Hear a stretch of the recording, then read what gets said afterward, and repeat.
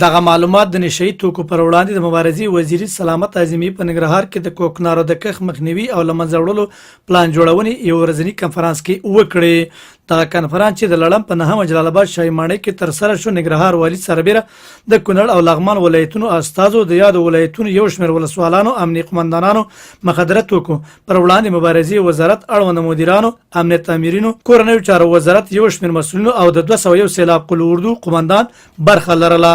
نشئی توکو پر وړاندې مبارزې وزیر سلامت اعظمي ویل چې دغه کنفرانس څخه موخه په ختیځ زون کې د کوکنارو د کښ مخنیوي او د منځه وړلو په موخه د لا همغږۍ رامنځته کول او پلان جوړول دي. اعظمي ویل چې د نشئی توکو زیاتېدو له امله 3.5 میلیونه ځوانان په نشئی توکو روږدي شوي دي. نوموړي زیاته کړه چې 1440 کال په پرتله سکال کوکنارو په کښ کې 10 سلنه او د اپینو په تولید کې 43 سلنه زیاتوالی راغلی دی. د ختیځ زون د مسؤلینو، دیني عالمانو، مخاورو او ښوونکو څخه وغوښتل چې د کوکنارو د کښ مخنیوي او د منځه وړلو په موخه سره لا همغږي شي. ما از همه شما، از والی صاحبان محترم، قماندانان محترم امنیه، ولسوال صاحبان، بزرگان قوم، متنفذین، علمای کرام، جامعه مدنی و جوانان خواهش مندیم تا دست به دست هم بدهیم و یک مبارزه جدی و همگانی را علیه کشت و تولید این پدیده راه اندازی نماییم. سلاکار وزیر ننګرهار والي محمد غلام منګل د نشئی توکو د له منځه وړلو پخوانۍ پروسه اشتباه وبلله چې بزګرانو ته به نغدي پیسې ورکولې او د کوکنارو کښت لا وهڅول.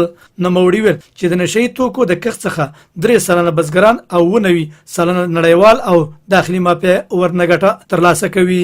د زیاته کړه چې نشئی توکي د مخالفینو لاسته ورځي چې مخالفې ډلې تقویه کوي او ناامنۍ ته زمینه برابروي. نو هیله مې امنیتي ځواکونه دا ده چې په هغه شکل چې موږ د داعش او د طالب په وړاندې جنګیږو، زموږ دویم دښمن همدا مواد مخدر دي. له یو خوا جامعه فاسده وي، له بل خوا غیر قانوني اقتصاد چې یوازې د مافیا وجبونه ورباندې ډکېږي، د خان ته ګټه نه رسېږي، ولس ته ګټه نه رسېږي، دا تقویه کېږي. په درېیمه برخه کې له هغه نه طالب او داعش ګټه اخلي، هغه ورباندې تقویه کېږي.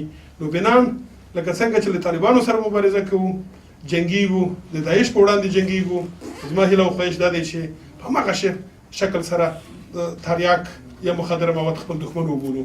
ننګرهار والي ویل چې د کوکنارو د کښت او کارونې مخنیوي په موخه په کار ده چې دیني عالمان، قومي مشران، دولتي مسؤلین او طبي کارکونکي عامه پوهاوی وکړي، بزګرانو ته د زراعت پرمختګ لپاره سهولتونه برابر کړي. د کونړ ولایت مرسل قاضي محمد نبی قاضي زاده او د لغمان ولایت استازي محمد آغا مبارز د نشئی توکو پر وړاندې د مبارزې وزارت پر پالیسي نیوکه وکړه چې د کوکنارو د کښت پر مهال مخنیوي نه کیږي او همداراز د اپینو راټولو وروسته دوی سروې او کمپاین ترسره کوي چې د بزګرانو اقتصاد ته زیان رسوي. نوموړي غوښتنه وکړه چې بزګرانو ته دي اصلاح شوي تخمونه، لوی سربندونه، کانالونه، سړې خونې او بدیلي معیشت تلپاتې پروژې پلي کړي. 200 سیلاب قل اردو قمندان ډګر جنرال محمد زمان وزیري ډاډ څرګند کړ چې وسلوال پوځ به ولایت مقام سره په همغږۍ د کوکنارو کښ مخنیوي او په له منځه وړلو کې پوره همکاري کوي. د کورنیو چارو وزارت د نشئی توکو پر وړاندې مبارزې رئیس عصمت الله بلوچ ویل چې د کوکنارو کښ له منځه وړلو په موخه د په ولایتونو کې د تراکتورونو ترمیم ترسره شي. نوموړي وویل چې په ننګرهار کې بېلابېلو عملیاتو په ترڅ کې په ختیځه سیمه کې 50 ټنه نشئی توکي نیولي. په ولسي جرګه کې د نشئی توکو کمیسیون غړي عرفان ویل چې د کوکنارو د کښ مخنیوي کې باید ټول افغانان دنده واخلي او نړیواله ټولنه هم دنده لري چې د نشئی توکو په مخنیوي کې د افغانانو سره همکاري وکړي.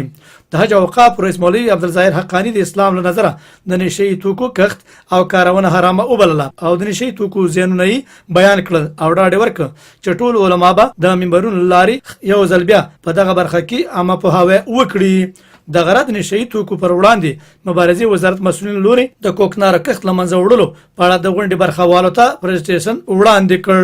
د کنفرانس په پای کې د غونډې برخوالو په ګروپي ډول کار ترسره کړ او د کوکنارو کښت مخنیوي او له منځه وړلو په موخه یو منظم پلان جوړ کړ.